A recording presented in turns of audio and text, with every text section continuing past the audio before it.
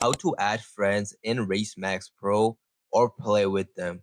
So this tutorial right here is super simple and easy. So if this video does end up helping you, make sure you like and subscribe and leave a comment down below if you do need any help. So what you have to do firstly is make sure you are in the lobby and you will have the latest update. And if you do, what you have to do is you're gonna have to click on this option right here where it's that little friend icon. And once you click on that, as you guys can see, I have no friends right here, but you could share this link right here. So you have two ways. You could either put in their player ID. So your ID, you're always going to find on top. So you need your friend's ID right here. You could also click on it and copy it. For example, as you guys can see, if I do click on this attention, copy to clipboard, you could just put it over here and just paste it in and add them as a friend. You could search and add them as a friend. You could also share invite right here.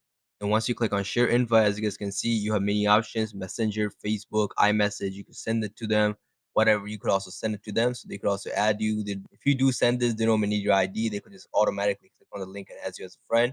So that's basically how you add them as a friend. Then once you go back, you could invite them and you guys could play in the same lobby.